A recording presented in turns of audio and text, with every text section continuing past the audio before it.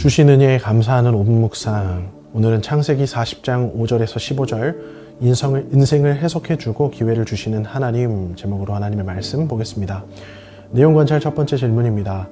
두 관원장이 꿈을 해석할 자가 없다고 하자 요셉은 어떤 답을 합니까? 감옥에 갇힌 요셉은 거기서 애굽 왕 가까이에서 왕을 섬겼던 두 관원장과 함께합니다. 왕 가까이에서 왕을 섬겼던 두 관원장은 사실 사회적으로는 요셉과 같지 않은 고위 관직자였습니다. 비록 지금은 같은 감옥살이를 하는 신세이지만 이방인 노예 출신으로 감옥에 온 요셉에게는 우러러 볼 만한 높은 사람들이었겠죠. 요셉은 감옥 안에서 그들과 좋은 관계를 맺고 있었습니다. 본문에 등장한 두 관원장은 각각 술과 떡을 맡은 관원장이었다고 기록합니다. 그런데 오늘 그중 하나인 술 맡은 관원장이 꿈을 꿨던 것입니다. 구절을 보니 그 꿈의 내용은 꿈에서 포도나무를 보았는데 거기 가지가 셋 있어서 꽃이 피고 포도송이도 익어 있었고 관원장은 그 포도송이로 바로 즙을 짜 왕의 손에 드렸다는 내용이었습니다. 하지만 관원장은 자신이 꿈을 꾸었으나 해석할 자가 없다고 말하고 있습니다. 그런데 이 말을 듣고 있던 요셉은 당차게도 이런 말을 합니다. 해석은 하나님께 있지 아니하느냐. 요셉이 어떤 사람입니까? 자신의 고향 땅에서 하나님으로부터 꿈을 꾸고 나서 여기까지 온 사람입니다. 비록 자신은 감옥에 와 있지만 오늘 그는 자신의 입술로 꿈의 해석은 하나님께 있다고 말했습니다. 그가 과거에 꿈을 꾸게 하신 그 하나님을 감옥 속에서도 여전히 신뢰하고 있음을 볼 수 있는 것입니다. 내용 관찰 두 번째 질문입니다. 요셉은 꿈을 해석한 후 술 맡은 관원장에게 무엇을 부탁합니까? 요셉은 오늘 술 맡은 관원장의 꿈을 다 해석한 후에 곧이어서 이렇게 말했습니다. 14절입니다. 당신이 잘 되시거든 나를 생각하고 내게 은혜를 베풀어서 나를 건져주소서. 요셉의 이 말에서 우리는 두 가지 의미를 발견합니다. 먼저는 요셉이 지금 꿈의 해석을 통해 술 맡은 관원장에게 거절하기 어려운 간절한 부탁을 하고 있는 것이며 또 동시에 이것은 이 일이 반드시 이루어질 것에 대한 요셉의 굳건한 확신을 보게 하는 장면이기도 합니다. 요셉은 이 꿈이 반드시 이루어질 것을 절대적으로 확신하고 있는 것이죠. 꿈꾼 그대로 앞으로 사흘 안에 관원장의 직권이 회복될 것을 분명하게 믿고 있었습니다. 그래서 관원장에게 당신이 잘 되시거든 나를 생각하고 내게 은혜를 베풀어서 나를 건져주소서 하며 자신을 도와줄 것을 간곡하게 부탁하고 있습니다. 연구한 묵상입니다. 요셉은 왜 술 맡은 관원장의 꿈을 해석한 후 그에게 자신의 석방을 부탁합니까? 요셉은 자신이 고백한 대로 꿈의 해석은 진실로 하나님께 있는 줄을 믿었습니다. 그 뜻은 요셉은 오늘 관원장이 꿈을 꾸며 자신이 그 꿈을 해석하게 된 이 모든 일들이 하나님이 허락하신 기회라고 믿었다는 것입니다. 하나님께서 관원장에게 꿈을 주시고 또 자신이 그 꿈을 해석하게 하셔서 꿈꾸게 하신 그대로 그 뜻을 마침내 이루셔서 그를 풀려나게 하실 것이라고 믿고 있었다는 것이죠. 그러므로 오늘 요셉은 단지 사람의 온정에 기대어 이 부탁을 하고 있는 것이 아닙니다. 체면에 의지해서 이 부탁을 하고 있는 것도 아닙니다.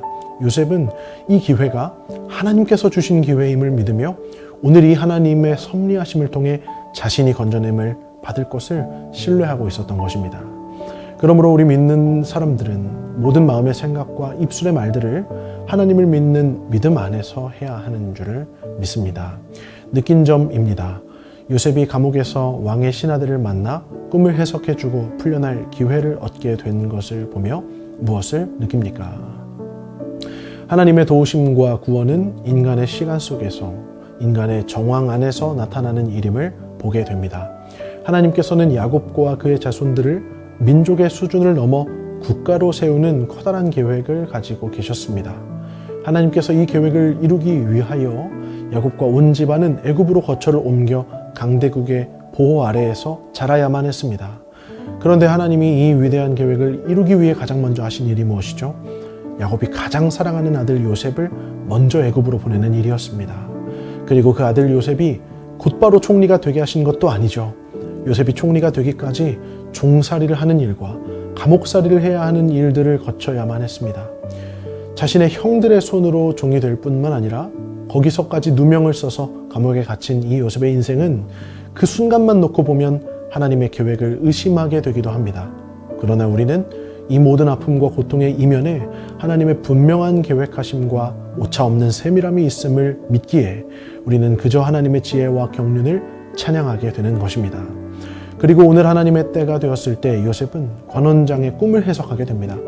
하나님의 구원은 우리의 시간 속에서 일어나는 일입니다. 오늘 하루의 삶이 우리 인간적인 눈으로 볼 때는 비극처럼 보일지 몰라도 요셉의 삶이 그러했듯 하나님의 분명한 계획하심과 오차없는 세밀함 속에 있음을 믿기에 신자의 삶에는 낙심함이 없는 줄을 믿음으로 고백합니다. 이와 같은 하나님의 위대한 작정과 섭리의 은총 안에서 우리는 오늘 하루를 어떤 마음으로 살아야 할까요? 삶에서 아픔과 슬픔을 겪을지라도 그것을 하나님의 관점으로 바라보며 인내하기를 원합니다. 요셉의 삶은 끝없는 지하로 추락하는 듯 보였습니다. 그러나 그 어둠의 순간 속에서도 하나님은 살 길을 예비해 두고 계셨습니다. 관원장들을 만나게 하시며 오늘 그 꿈을 해석하게 하신 것입니다. 성도들의 삶에도 참 많은 아픔과 어려움이 있음을 보게 됩니다. 그리고 그때 참 많은 성도들의 삶에 낙심과 좌절이 찾아오게 됨을 보게 됩니다. 사랑하는 성도 여러분, 우리의 삶이 잠깐 어둠의 긴 터널을 지나야 할지라도 그것 너머에 우리 모든 성도의 삶을 빛 가운데로 인도하실, 또 모든 상황을 역전시키실 하나님의 위대한 일들을 바라보기를 원합니다. 오늘 요셉의 지위와 형편은 너무나 볼품없었습니다. 하지만 분명한 것은 하나님의 큰 계획은 여전히 순항 중이라는 사실이죠. 우리 신자들의 삶도 마찬가지입니다. 지금 우리의 삶이 바닥으로 추락하였습니까? 살아날 길이 전혀 보이지 않으십니까? 그러나 하나님의 계획은 틀림없이 이루어져 가고 있습니다. 하나님은 우리를 반드시 회복시키실 것입니다. 그러므로 때로 우리의 삶에 아픔이 찾아온다 할지라도 그것을 끝까지 믿음의 눈으로 바라보기를 원합니다. 또한 오늘 말씀 앞에서 결단할 때 나에게 허락된 모든 상황 속에서 신실한 마음으로 최선을 다하며 살아가기를 원합니다. 요셉은 자신의 상황이 좀처럼 나아지지 않을 때에도 꿈의 해석은 하나님께 있지 아니하냐 하며 신앙을 고백했습니다. 그리고 아주 친절하게 관원장의 꿈을 해석해 주었습니다. 그가 살아나가면 나를 도와달라고 부탁하기도 했습니다. 하나님께서 내 삶을 회복시키실 것을 믿는 사람들은 그 회복 이후에 일어날 일을 미리 준비하며 살아갈 줄을 믿습니다. 어둠과 슬픔이 나를 무너뜨리지 못하도록 마음을 지키기를 원합니다.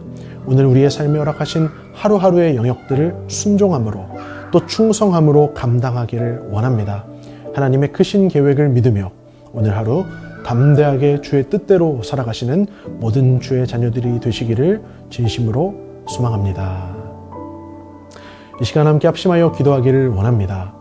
하나님의 크신 계획 속에는 때로 낮아지기도 하며 어둠에 놓여야 할 때도 있음을 아오니 그 어둠을 이겨낼 믿음과 힘을 허락해 주옵소서. 오늘 우리의 삶에 허락된 모든 순간에 신실하게 반응하게 하시고 하나님을 기쁘시게 하는 마음으로 하루하루 주께 충성하게 하소서. 성문교회 안의 지체들을 향한 도움과 구제의 손길이 더욱 많아지게 하셔서 하나님의 구원의 통로가 되게 하시며 구제와 회복의 역사가 일어나게 하옵소서.